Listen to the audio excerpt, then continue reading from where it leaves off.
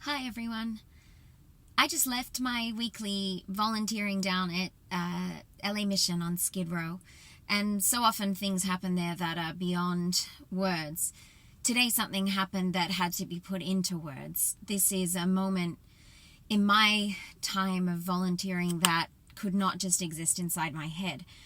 This needs to be shared, which admittedly comes with an awkward start for the sharing because of what I was doing at the time, but I think honestly the awkwardness in that moment adds to how profoundly special this is. So I was going to the bathroom at LA Mission, and there's two bathrooms. There's one for staff and volunteers, and there's one for the ladies of Skid Row.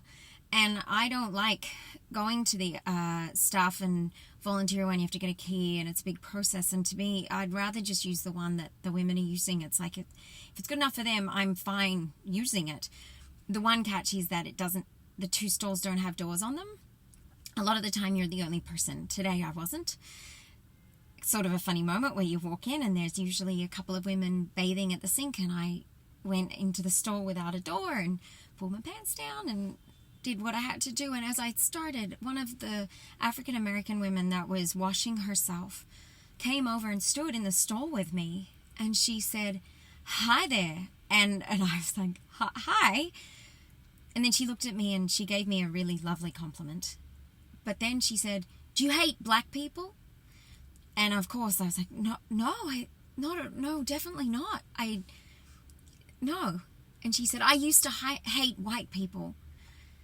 And I said, "Really?" And she said, "I don't anymore. I don't hate anymore."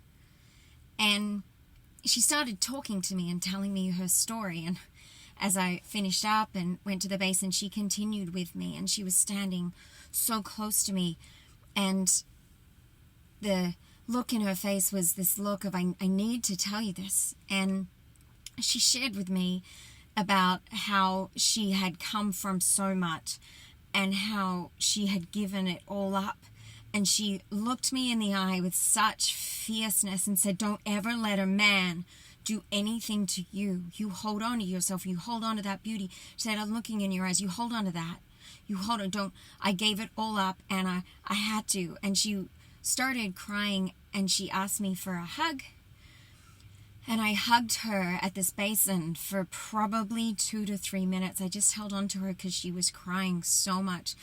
I looked in the mirror at one point at us, and it made me cry to see this moment that had started so, amusingly in my head, but had moved to this.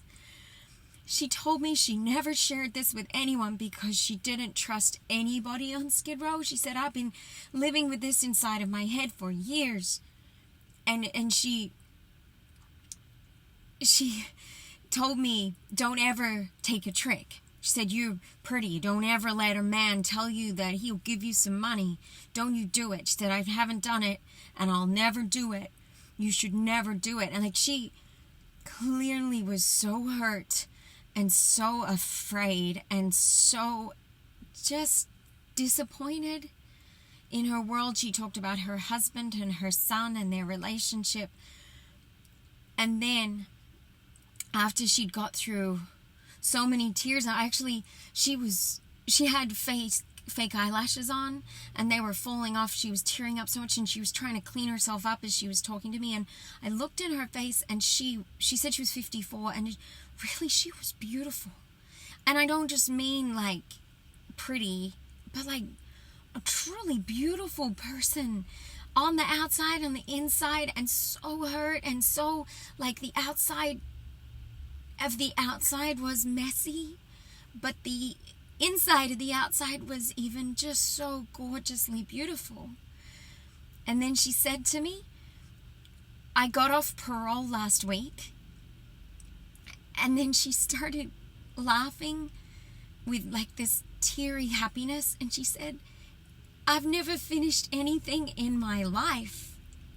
It's the first thing I've ever done to the end." She was so proud of herself for making it through parole.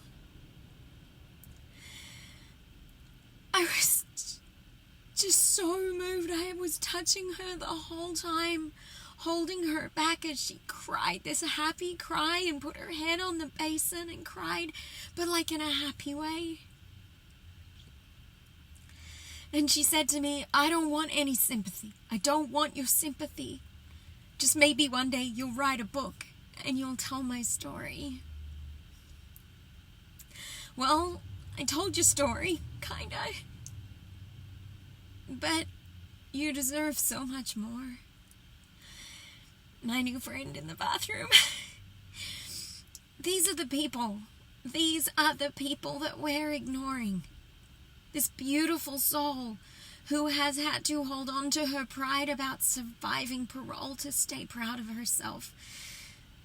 She's lost the pride of standing up to her husband, and she's lost the pride of not giving in to temptations. And I don't know what other temptations she's fallen to on Skidrow, but I'm proud of her.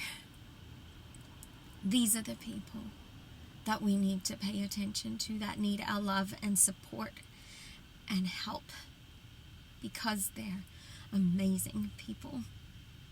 And I'm so honored to have met her this morning in the bathroom at LA Mission and to have hugged her. We can all help these people and her and tell her story. Thanks for listening.